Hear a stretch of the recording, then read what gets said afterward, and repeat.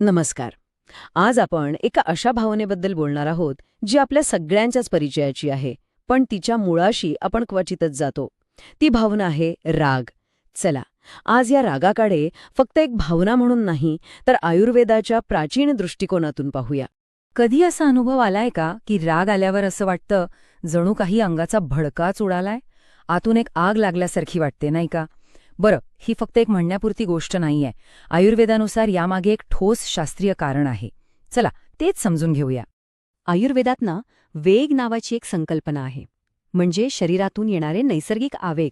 आता यातले काही आवेग आहेत जसं की शिंक किंवा जांभई, ज्यांना रोखू नये असं सांगितलं आहे. पण रागाला धारणीय वेग असं म्हटलंय, म्हणजे एक असा मानसिक आवेग ज्याला काबूत ठेवणं, ज्याला रोखून धरणं आपल्या आरोग्यासाठी खूप म्हणजे खूप गरजेचं आहे. मग होतं काय नेमकं जेव्हा आपल्याला राग येतो? आयुर्वेद सांगतं की राग थेट आपल्या शरीरातल्या पित्त दोषावर हल्ला करतो आणि त्याला अक्षरशः भडकावतो. आता पित्त म्हणजे काय? तर आपल्या शरीरातली ऊर्जा, उष्णता, आपलं पचन सांभाळणारं अग्नितत्व. आणि जेव्हा राग येतो तेव्हा हाच अग्नी नियंत्रणाबाहेर जातो आणि मग सुरू होतो विध्वंस. बरं, मग हा जो वाढलेला पित्त आहे, ही जी आतली आग आहे, ती आपल्या शरीराचं काय काय नुकसान करते ते आता आपण एक एक करून पाहूया. आणि हे परिणाम फक्त मानसिक नाहीत, तर पूर्णपणे शारीरिक आहेत, हे लक्षात घ्या. सगळ्यात आधी तर निशाण्यावर येते आपली पचनसंस्था. आपल्या पोटात एक अग्नी असतो, ज्याला जठराग्नी म्हणतात, जो आपलं अन्न पचवतो.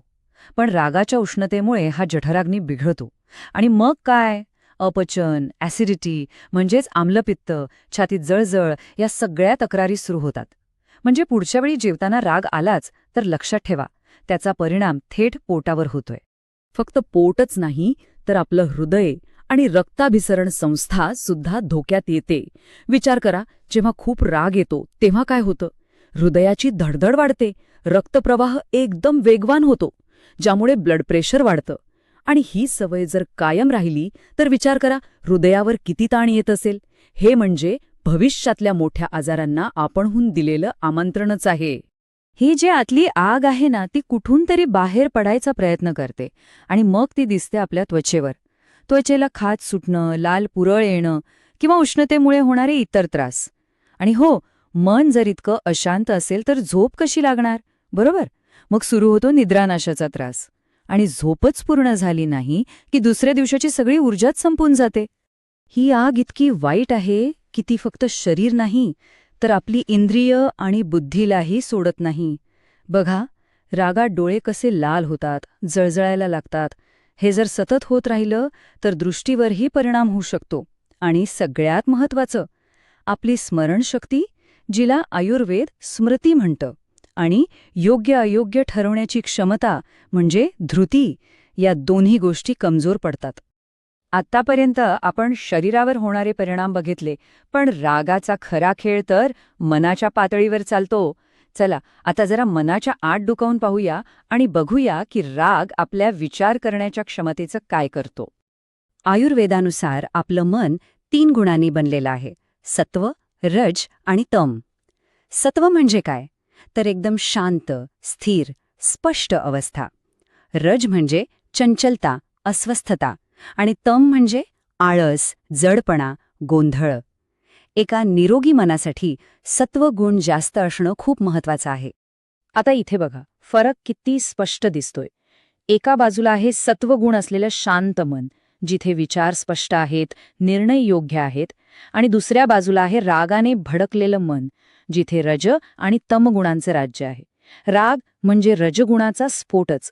आणि यामुळे होतं काय? विचार करण्याची शक्तीच नाहीशी होते. मन अशांत होतं आणि मनातून फक्त चुकीचेच निर्णय घडतात. आयुर्वेदात या स्थितीसाठी एक खूप समर्पक शब्द आहे: प्रज्ञापराध. म्हणजे काय? प्रज्ञा म्हणजे बुद्धी आणि अपराध म्हणजे गुन्हा. थोडक्यात, बुद्धीने केलेला गुन्हा. जेव्हा राग आणि अशा नकारात्मक भावनांमुळे आपली सारासार विचारशक्तीच हरवते आणि आपण चुकीचे वागतो, चुकीचे निर्णय घेतो, त्यालाच प्रज्ञापराध म्हणतात.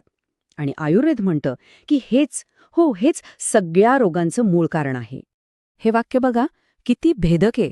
राग हा एक प्रकारचा मानसिक ताप आहे, जो तुमच्या शरीरातील आवश्यक धातूंना जाळून टाकतो. जसा साधा ताप आपले शरीर आतून कमजोर करतो, अगदी तसंच राग नावाचा हा मानसिक ताप आपलं शरीर आणि मन दोन्ही आतून फोकरून काढतो.